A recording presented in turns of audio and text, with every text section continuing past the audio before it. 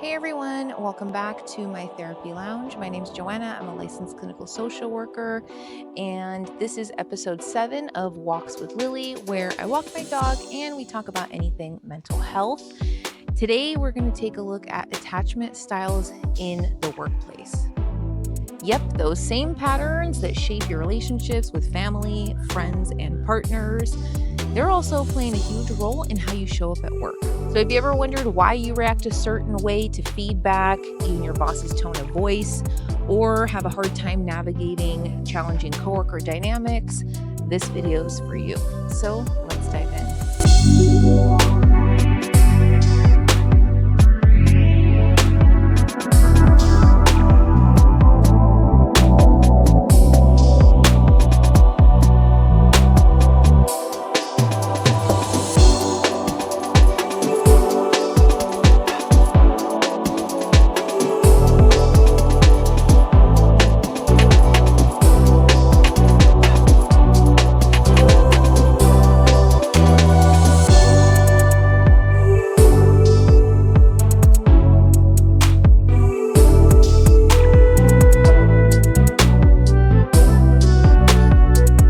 So first things first, if you want to know about how attachment styles play out in your relationships and try to figure out which attachment style you are, check out episode 6 of Walks with Lily, where I dive into that. And I'll link that video in the description box below. But just a quick recap of what are attachment styles, where do they come from?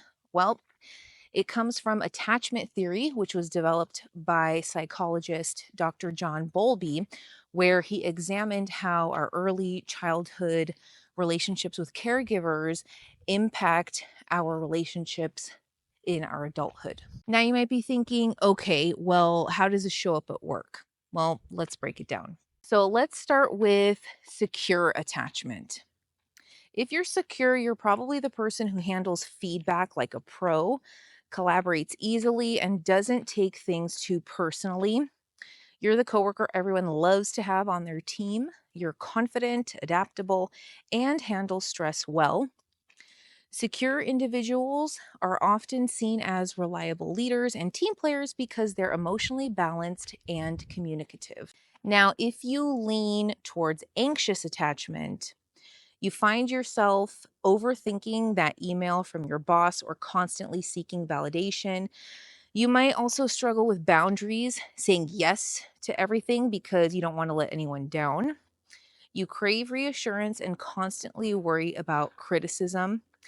Anxious attachers often excel in roles where empathy and attention to detail are needed, but they need to work on self confidence and managing a good work personal life balance. Which means once you're off the clock, stop ruminating about that thing James said to Ashley in that email about the project that you're all working on. When you're off the clock, that is your precious time to spend with friends, family, pets, or even alone for some self care. On the flip side, if you're avoidant, you might prefer to work alone and have a really hard time asking for help. You might also avoid challenging conversations, which can sometimes come off as aloof or disconnected. Avoidant attachers are often great at self directed tasks. They're great task initiators, but need to work on building trust and opening up to their team about any challenges that arise for them. So, here you really need to practice troubleshooting with others, meaning, you're flexing your strengths while relying on others for support and a vice versa. So, remembering the acronym for team here, together everyone achieves more. Finally, if you have disorganized attachment, which is a mixture of anxious and avoidant tendencies, you yo-yo between overthinking, asking for help, then trying to figure out everything on your own because you think if you ask for help that you'll be seen as weak and incompetent. You might feel torn between wanting connection and fear of it. This can lead to inconsistency in how you interact with others at work. Disorganized attachers can benefit from having clear boundaries to help reduce their unpredictable responses. establishing professional boundaries, such as not oversharing personal details, or setting limits on time spent with coworkers. If you're feeling unsure about how others perceive you or your work, try to communicate openly. Ask colleagues or supervisors for feedback or clarification when needed. This can reduce ambiguity and help you feel more secure.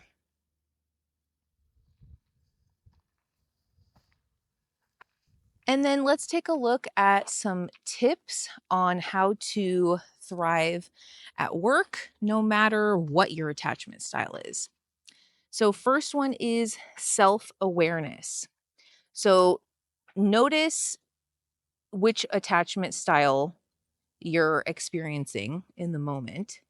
Are you overthinking, avoiding? So, use that awareness to pause and choose a more intentional response, remembering to challenge any negative thoughts, being mindful not to jump to conclusions, mind read, or make assumptions. Second is communicate your needs. So if you're anxious, let your manager know you appreciate regular feedback. If you're avoidant, remind yourself it's okay to ask for help when you need it. And lastly, set boundaries. Maintain a consistent work personal life balance. Learn to say no and delegate when your plate is full. Now, what if you're a manager or supervisor? Understanding attachment styles can help you create a more supportive and productive work environment. For example, if you have an anxious team member, they might need more reassurance and clear expectations. If you have an avoidant team member, give them space to work independently while checking in periodically. So, by tailoring your approach, you can help everyone on your team feel valued and understood. All right, everyone. If you made it all the way to the end of this video, remember to give it a thumbs up, subscribe, and leave a comment down below. Let me know what your attachment style is like at your workplace and any kind of strategies that you've used to help build a more secure attachment.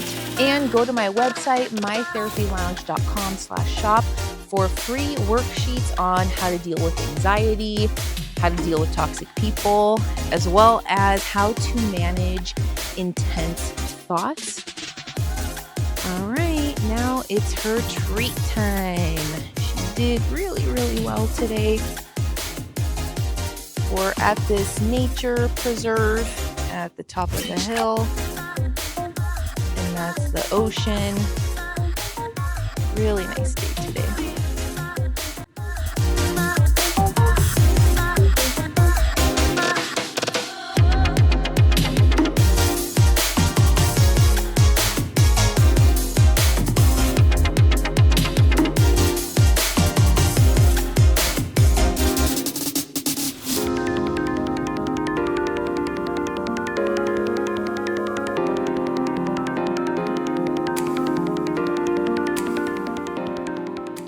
All right, everyone.